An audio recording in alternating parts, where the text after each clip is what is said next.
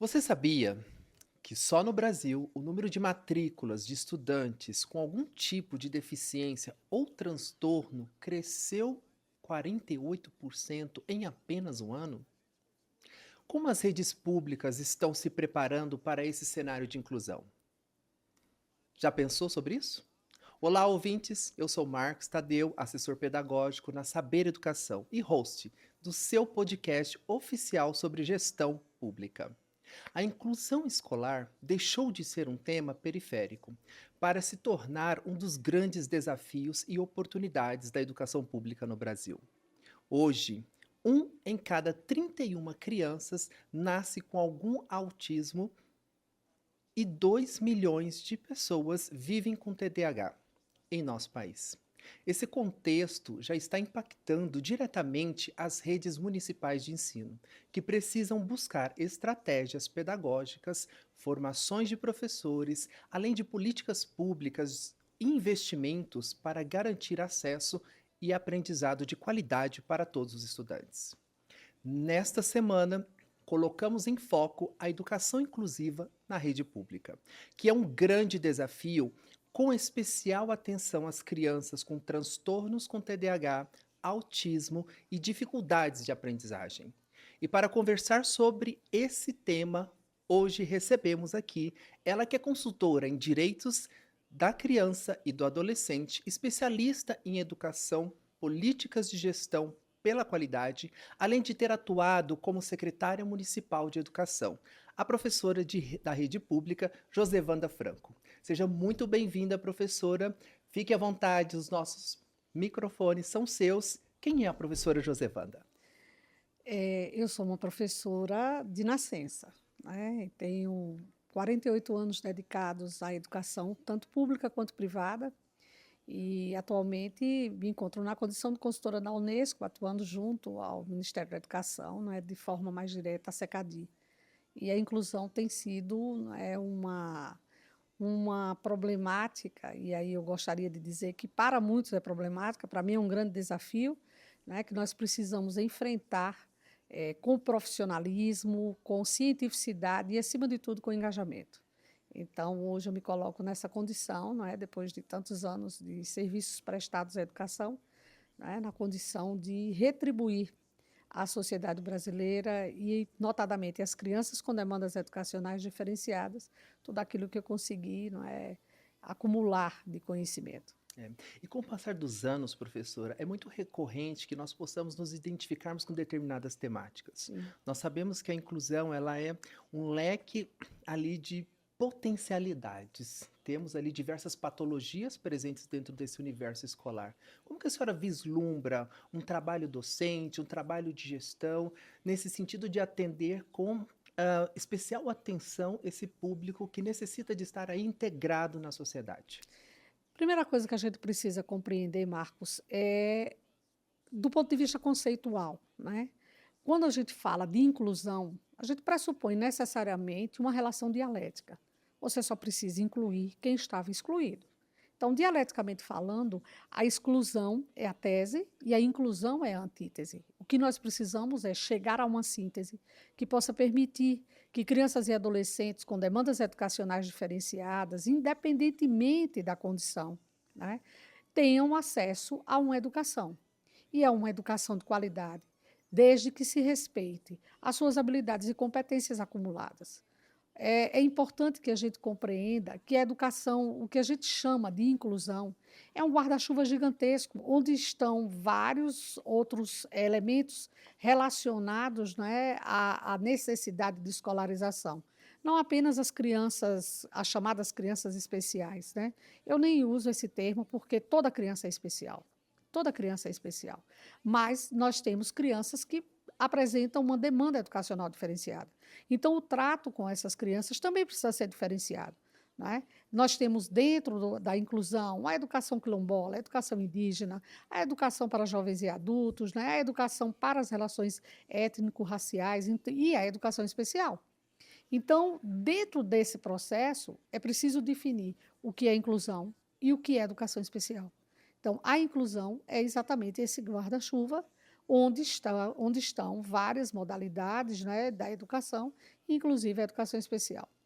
Nós temos observado, né, e você colocou isso no início da sua fala, um crescimento exponencial do número de crianças e adolescentes com demandas educacionais diferenciadas. Não é um problema no Brasil, é uma situação, o que a gente imagina de problematização, que na realidade são grandes desafios, não diz respeito apenas ao Brasil, né? Nós temos uma visão mundial, um crescimento considerável dessas crianças, e não apenas crianças autistas, mas crianças com transtornos.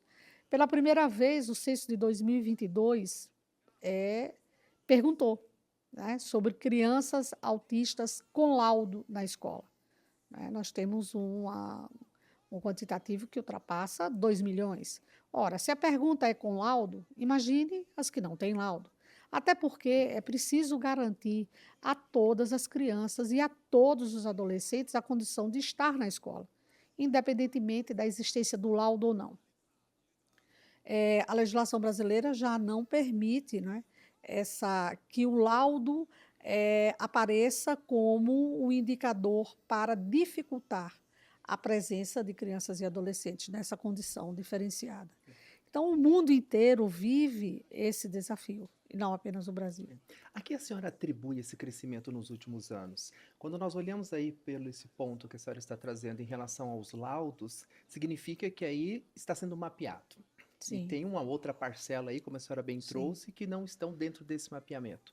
Esse crescimento durante os últimos anos, ele ocorreu em virtude desse mapeamento?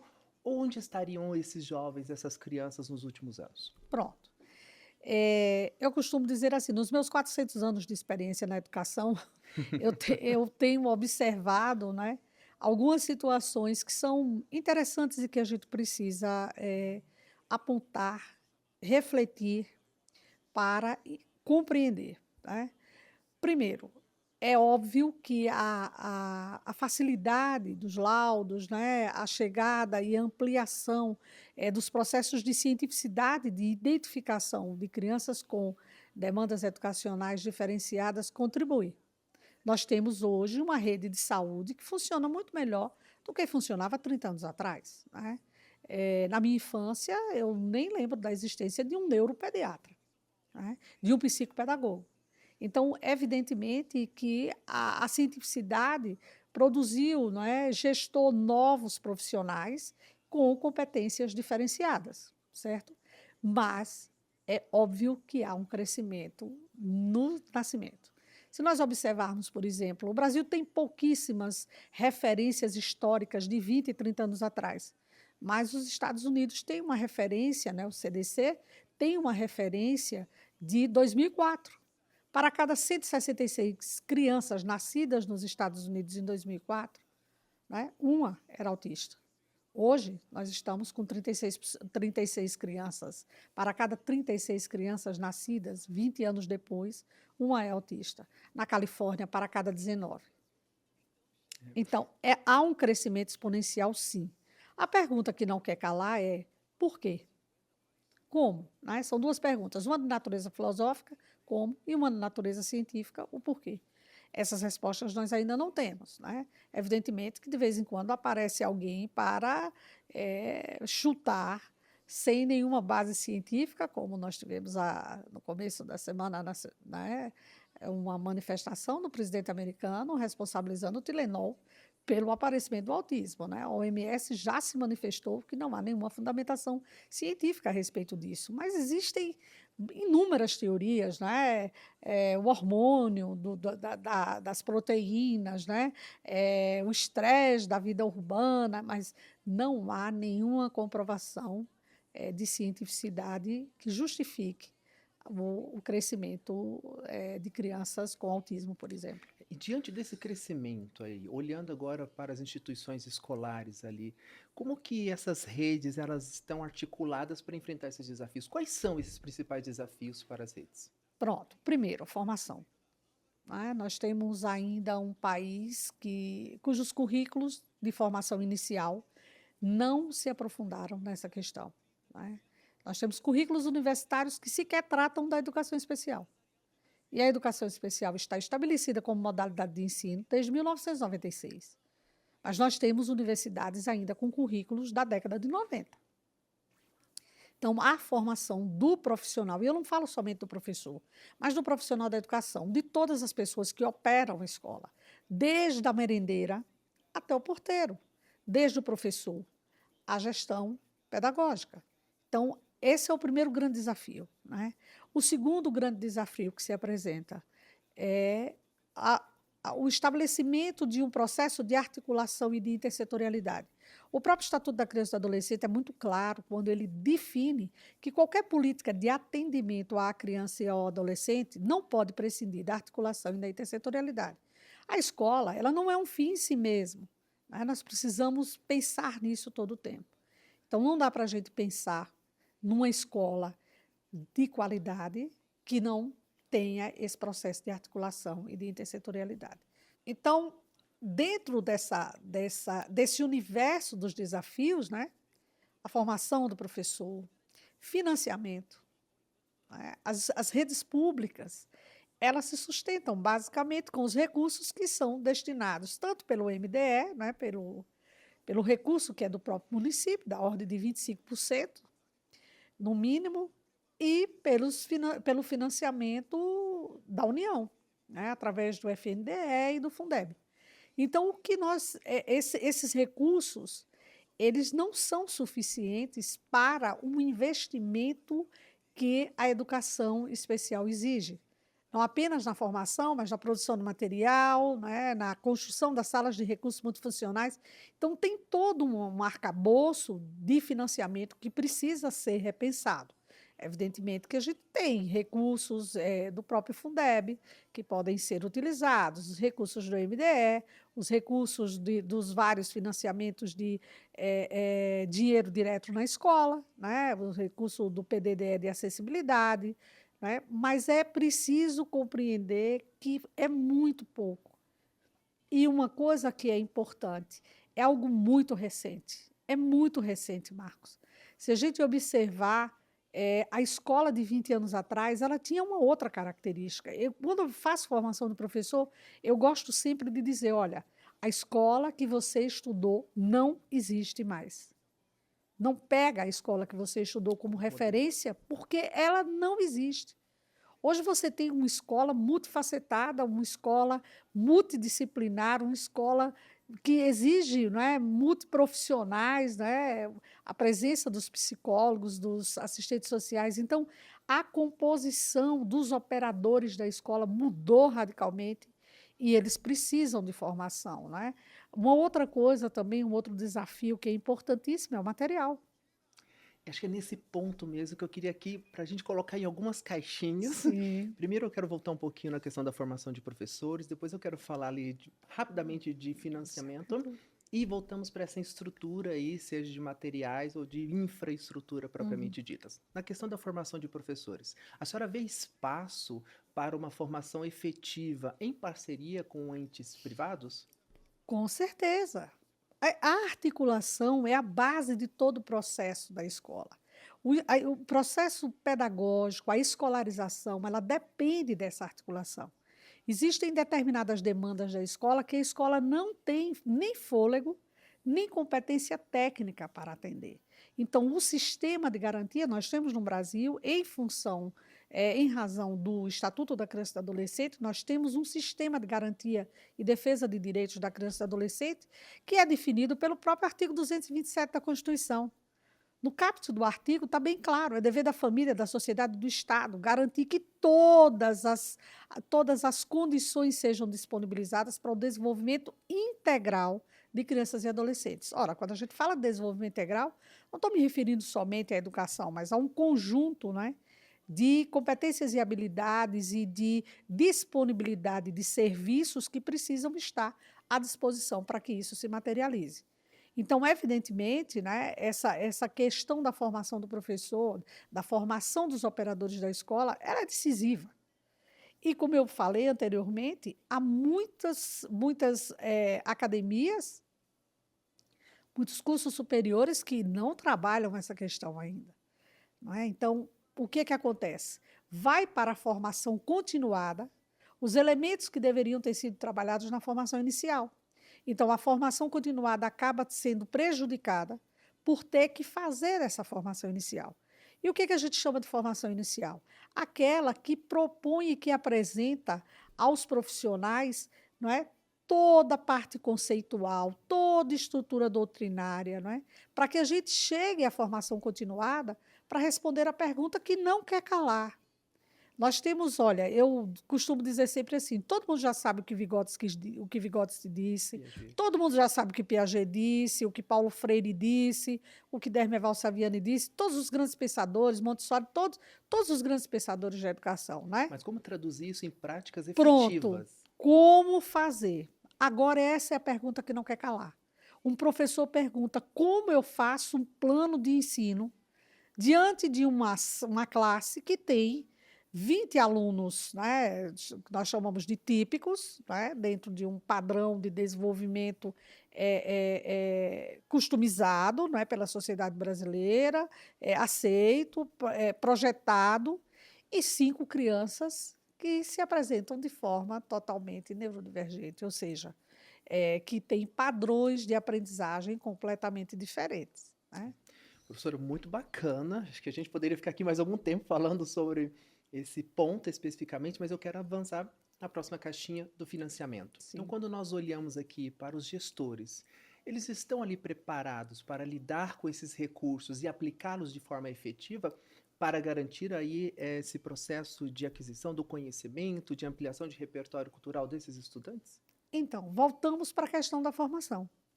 Se converge para esse ponto. Exatamente, voltamos para a Mas, questão da mas formação, especificamente da atuação da atuação do gestora, dos gestor. nossos gestores, como eles gerenciam esses Então, recursos? o gerenciamento dos recursos na escola hoje, ele tem uma característica bem diferente do que a gente projetava com a chegada da lei do Fundeb, com a chegada do PDDE, não é? Que é o Programa de Dinheiro Direto na Escola e que dá ao gestor a autonomia de aplicabilidade daquele recurso ao gestor escolar, ao diretor, não é? Ao gestor escolar e não ao gestor enquanto dirigente municipal de educação, dá a ele a liberdade e a autonomia para agir. Esses recursos, eles precisam chegar em um volume maior. Né? Eles precisam ser ampliados. Por exemplo, nós temos um PDDE específico para a sala de recurso multifuncional, mas ele ainda não corresponde àquilo, não é, que deveria estar na sala de recurso. Aí você entra numa sala de recurso de qualquer escola, ela é aquela salinha do fundo da sala, do fundo da escola, não raro, aquele espaço em que, né, não está se fazendo nada, Não estava vamos sendo botar uma usado sala de para nada. recurso, exatamente, né? E ali você tem um trabalho muito focado com reciclagem, né? Tampinhas de garrafa, garrafa PET. Não que isso não seja importante, né? Mas existem outros recursos que precisam ser utilizados numa sala que atende demandas educacionais diferenciadas. E esse é o ponto da terceira caixinha. Quando nós falamos de materiais, que critérios seriam os mais adequados para nós pensarmos em escolhas de bons materiais para atender esse público? Primeira coisa que a gente precisa quebrar o estereótipo de que uma criança com demandas educacionais diferenciadas, vou falar de forma direta, uma criança autista. O que eu escuto sempre? Não dá para criar um material para autistas porque cada um é diferente do outro. Quais são as crianças que são iguais? Nenhuma. Todos os seres humanos são diferentes. Nós é que enquadramos determinados grupos de seres humanos dentro de uma caixinha. Quando um professor entra numa sala de aula, né, não raro, o sentimento dele é estar diante de uma floresta de eucaliptos. Eu sempre faço essa analogia. O que é uma floresta de eucaliptos? É uma mata em que todas as árvores são iguais, em que todas as árvores têm o mesmo diâmetro, em que todas as árvores têm a folha da mesma cor, E vai têm o mesmo produzir os cheiro. mesmos efeitos. Exatamente. Elas serão cortadas no mesmo dia. Não é? Quando a gente sabe perfeitamente que uma sala de aula é uma mata atlântica. É uma mata atlântica, né? São árvores de diferentes tipos, de diferentes cheiros, de diferentes cores, de diferentes movimentos, de diferentes alturas. A sala de aula precisa ser pensada como uma mata atlântica. Né? E, evidentemente, quando você pensar numa sala, quando o professor pensar numa sala como a Mata Atlântica, ele vai estar fazendo inclusão.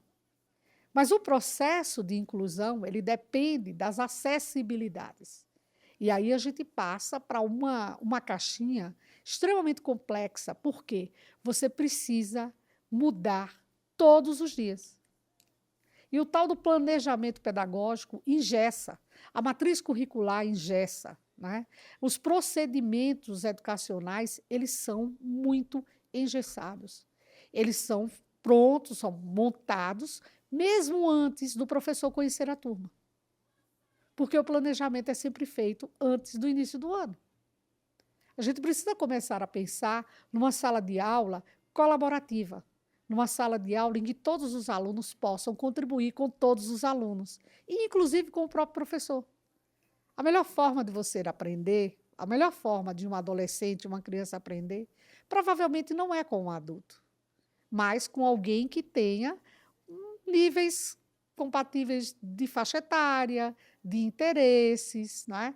E, evidentemente, essa sala de aula colaborativa, ela nem sempre é aceita, porque nós estamos historicamente habituados a uma sala de aula de um aluno atrás do outro e de não poder conversar entre si, né? Aquela coisa do silêncio, falo eu agora, né?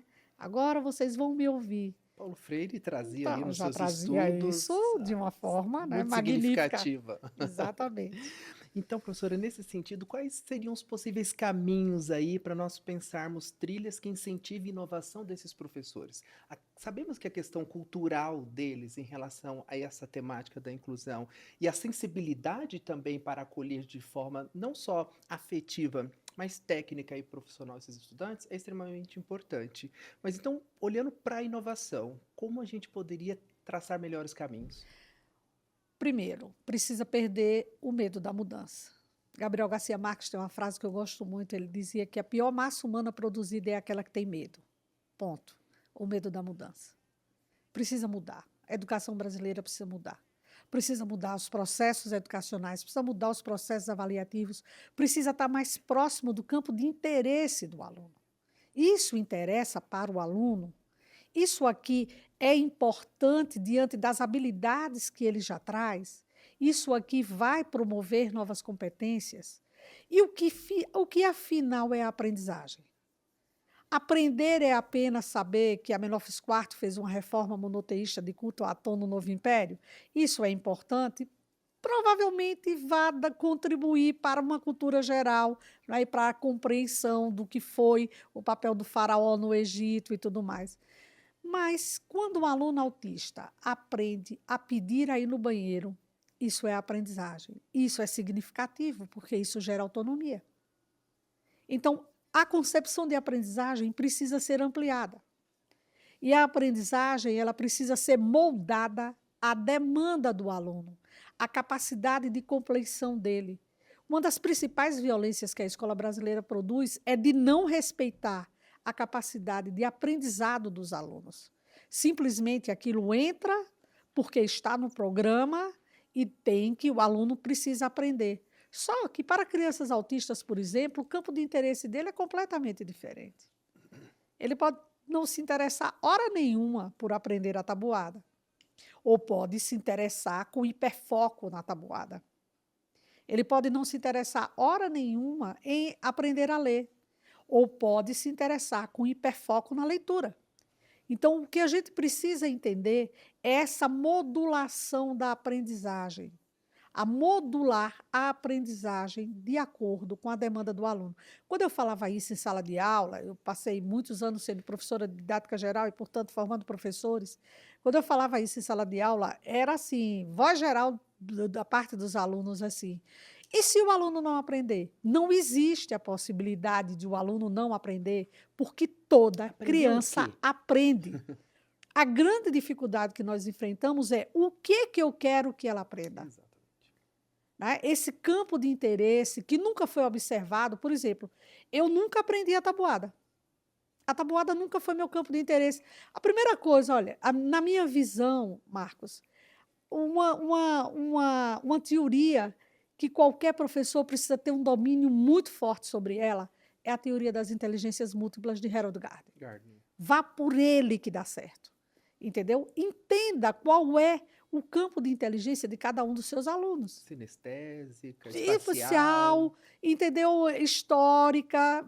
Isso é uma coisa que o professor precisa, lógico, matemática, o professor precisa entender.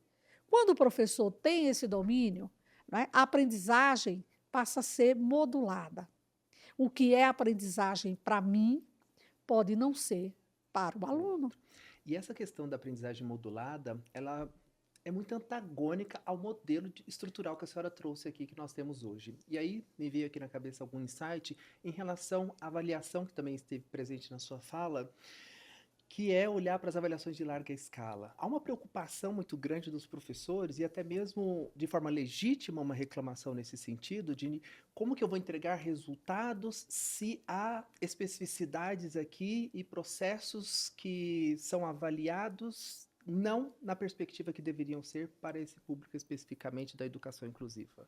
Como que a senhora vê todo esse cenário de entregar resultados, de professores estarem ali com essa dimensão de o que que eu faço? Como que eu garanto tudo isso para todos os estudantes? É, veja, as avaliações, elas são importantíssimas, porque é a forma que você tem de mensurar o que foi projetado, né? E de você atender os indicadores, bater as metas, né? E nós temos no Brasil, desde a criação das grandes avaliações, né, como o SAEB, e a criação das avaliações internas para os estados e para os municípios, né, nós começamos a medir essa capacidade de aprendizagem no Brasil, né? E toda vez que sai, é um susto. Toda vez que o PISA sai, eu falo, não. O que a gente está fazendo? Investindo esse volume de dinheiro na educação sem um retorno, né, reconhecido, né, do ponto de vista internacional, por exemplo. Isso acaba se tornando métricas muito Muito injustas. injustas, exatamente. Então, uma das coisas que se discute, que a gente discute muito com o INEP, é essa forma de avaliação. Por exemplo, as crianças da educação especial ainda não são avaliadas, mas nós precisamos avaliá-las, porque a avaliação faz parte do contexto da escola. Se você deixa fora, você, de alguma forma, você está excluindo. Então, pelo menos do ponto de vista da avaliação, essa exclusão ainda permanece, porque nós precisamos amadurecer ainda a ideia de como vamos avaliar, né, crianças e adolescentes com demandas educacionais diferenciadas. Na escola pública, elas correspondem a mais de 1,5 milhão de crianças, então não dá para ficar do lado de fora, né? Então, assim, a primeira coisa que a gente precisa é perder o medo da mudança. A segunda coisa, flexibilizar o currículo. Não dá para imaginar que você vai colocar. Antes da LDB, nós tratávamos a matriz curricular como grade curricular, algo que prendia, né? Há uma crítica muito Que é grande em relação a muito. essa nomenclatura Nomenclatura, semântica, mas é própria expressão. importante, O né? próprio sino da escola ali também Exatamente, tem uma crítica tudo, muito né? profunda. Você tem elementos na escola, né? Não pode entrar na escola de boné. Por quê? Por quê? E professora, o papo está muito bom. Precisamos aqui encaminharmos para o final, mas eu não gostaria de sair daqui sem uma última pergunta. Então, quando nós olhamos, professora Josevanda, para os municípios que têm conseguido aí avançar nesse processo de inclusão, qual bons exemplos, bons modelos a senhora poderia nos apresentar? Vou começar por um bom modelo, dois bons modelos do Nordeste, o modelo de Sobral e o modelo no Ceará e o modelo de Barreiras, na Bahia, tem feito um trabalho muito relevante nessa área de inclusão, mas nós temos, por exemplo, o município de Vitória, no Espírito Santo, é uma grande referência também, né? De uma forma geral, Santa Catarina, Florianópolis tem um modelo muito interessante também e tem avançado. Então, nós temos alguns exemplos, alguns cases de sucesso que a gente pode relacionar. O Recife também tem trabalhado muito essas questões relacionadas à inclusão. Mas, veja, é preciso compreender que esse conjunto, né, ele é proposto por etapas de desafios que precisam ser vencidas. A acessibilidade não se trata apenas das questões arquitetônicas, existe uma demanda de acessibilidade comunicacional muito forte e uma demanda ainda maior de acessibilidade atitudinal. Como construir, como colaborar, como formar, né, operadores de escolas é com atitudes inclusivas. Professora, muito obrigado. Acho que o papo aqui, ele poderia ir longe, pois a senhora traz reflexões muito profundas para nós. De forma muito rápida aqui, eu gostaria que a senhora deixasse um recado para os nossos ouvintes, de forma muito objetiva, mas que possa impactar o que eles pensam a respeito dessa temática da educação inclusiva e o quanto ela é importante para a sociedade que nós queremos construir no século XXI. Nós precisamos entender a inclusão não como parte da obrigatoriedade dos nossos textos legais. Nós precisamos entender a inclusão como parte de uma educação focada em direitos humanos, focada na ideia de que nós estamos diante de um grande desafio, mas que esse desafio precisa responder e precisa trazer para a sociedade a ideia de que precisamos respeitar o outro dentro de toda a complexidade que ele apresenta e que a condição de cada um, né, é única e precisa ser tratada individualmente, dentro de uma concepção de educação, de respeito ao outro e à diversidade. Esse foi o papo aqui com a nossa professora Josevanda, a qual nos trouxe reflexões importantíssimas para esse dia de hoje e agradecemos imensamente. Chegamos ao fim de mais um episódio e hoje falamos de um tema que toca fundo na missão de cada gestor e gestora: a inclusão. Garantir que nenhuma criança fique para trás não é apenas um desafio, é um compromisso com o futuro e com a justiça social. Lembre-se, cada decisão sua pode abrir portas para que milhares de estudantes tenham acesso não apenas à escola, mas a uma vida plena de oportunidades. Se esse episódio trouxe reflexões importantes a você, nosso ouvinte fiel, siga nosso perfil no Spotify e ative o sininho para não perder os próximos conteúdos. Você também pode nos acompanhar no YouTube e Instagram através do @saberedu, onde continuamos essa conversa e compartilhamos estratégias para fortalecer a gestão da educação pública. Muito obrigado pela sua companhia e até o próximo episódio.